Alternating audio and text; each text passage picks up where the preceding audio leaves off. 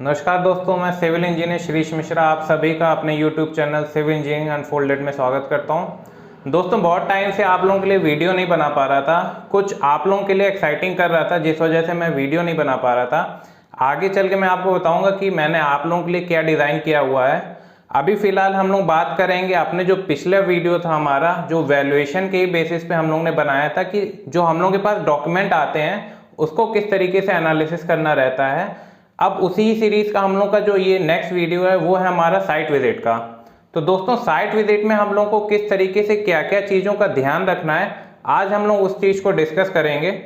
तो जो हमारा सबसे पहला पॉइंट है कि जब भी हम लोग के पास कोई भी प्रॉपर्टी के डॉक्यूमेंट आते हैं तो उसी डॉक्यूमेंट में जो हमारी प्रॉपर्टी का एड्रेस दिया हुआ है उसी प्रॉपर्टी का हम लोग देखने जा रहे हैं कि नहीं। सबसे पहले तो हम लोग को ये चीज़ समझनी चाहिए, प्रॉपर्टी का आइडेंटिफिकेशन सबसे ज़्यादा ज़रूरी होता है। कोई भी आप लोग वैल्यूएशन का असाइनमेंट कर रहे होते हैं तब आप लोग कोई भी प्रॉपर्टी देखने गए हैं, अगर वो प्रॉपर्टी कोई दूसरी प्रॉपर्टी है या आपको कोई दूसरी प्रॉपर्टी दिखा दी जाती है और आप गलत वैल्यूएशन कर देते हैं तो बाद में आपको इस चीज़ का खामियाजा भुगतना पड़ सकता है। तो इस चीज़ को हमेशा ध्यान रखना है कि प्रॉपर्टी का आइडेंटिफिकेशन सबसे ज़्यादा ज़रूरी होता है। अब रही बात कि प्रॉपर्टी का आइडेंटिफिकेशन किस तरीके से करना है हमको, तो उसके लिए जो हम लोग ने डॉक्यूमेंट्स पढ़े हैं उसमें हमको ये लिखा रहता है कि उसकी जो बाउंड्रीज हैं, जो भी चौहद्दी हैं, वो क्या क्या रहेंगी।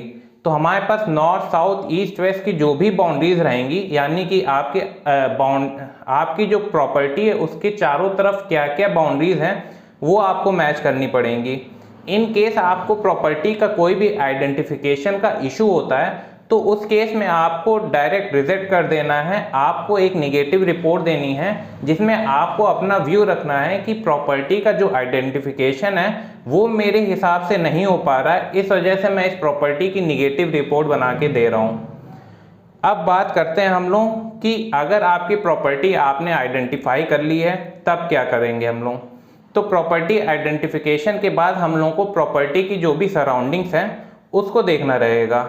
अब प्रॉपर्टी की सराउंडिंग्स का मतलब ये है हमारा कि प्रॉपर्टी के आसपास किस तरीके का डेवलपमेंट है, रिहायशी इलाका है, रेजिडेंशियल आपकी जो प्रेमाइसेस है, या फिर कोई कॉमर्शियल आपका कॉम्प्लेक्स बना हुआ है, या कोई एक मार्केट प्लेस है जिसमें कॉमर्शियल पोटेंशियल है, या फिर कोई फैक्ट्री एरिया है, इंडस्ट्रियल प्रेमाइसेस है। तो उस चीज़ को हमको देखना रहेगा। उसके बाद हमारी जो रोड की क्या आपकी चौड़ाई है, आपकी जो फ्रंटेज है वो किस तरीके की है, या फिर आपका जो सीवरेज सिस्टम वहाँ पे दिया गया है कि नहीं, तो इस चीज़ को भी साथ में देखना पड़ता है। अब बात करते हैं अगर हम लोग प्रॉपर्टी में अंदर एंटर कर रहे हैं तब क्या करेंगे। तो प्रॉपर्टी में जब हम लोग अंदर एंटर करते हैं तो सबसे पहले तो हम लोग ये देखते हैं कि प्रॉपर्टी हमारी लैंड है या उसके ऊपर कोई कंस्ट्रक्टेड प्रॉपर्टी बनी हुई है। हम लोग को लैंड का एरिया हमारे जो डॉक्यूमेंट्स होंगे उससे हमको पता चल जाएगा। तो उसी लैंड के एरिया को हम लोग वहाँ पे क्रॉस चेक करेंगे, क्रॉस वेरीफाई करेंगे। उसके बाद फिर हम लोग का अगर कोई भी कंस्ट्रक्टेड प्रॉपर्टी है तो वो कितनी बड़ी बनी हुई है, यानी कि उसमें ग्राउंड फ्लोर है, फर्स्ट फ्लोर है, सेकेंड फ्लोर है, ये हम लोग को एनालाइज करना रहेगा। और उसके बाद हम लोग को प्रॉपर्टी का एक रफ प्लान बनाना रहेगा जिसमें हम लोग को ये दिखाना रहेगा कि ये हमारी प्रॉपर्टी में यहाँ पे इस ग्राउंड फ्लोर पे इतने इतने रूम हैं, इतना उसका एक्चुअल में कंस्ट्रक्टेड एरिया है।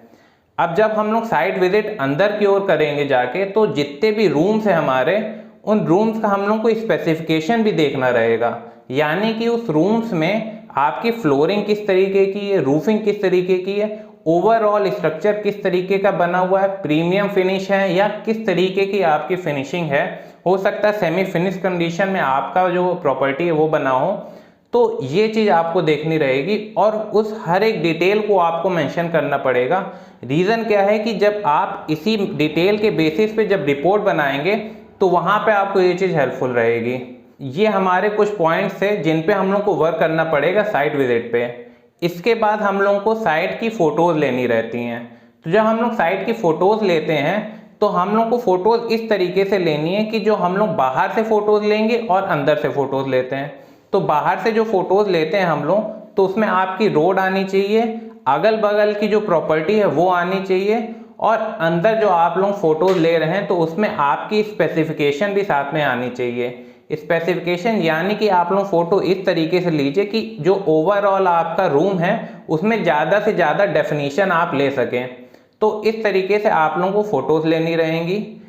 और आपको इसके साथ ही साथ दो चीज़ों का ध्यान रखना है जो कि आपके पास टूल्स होने सबसे ज़्यादा ज़रूरी होते हैं। एक तो है हमारा कंपास और दूसरा हमारा मेज़रमेंट टेप।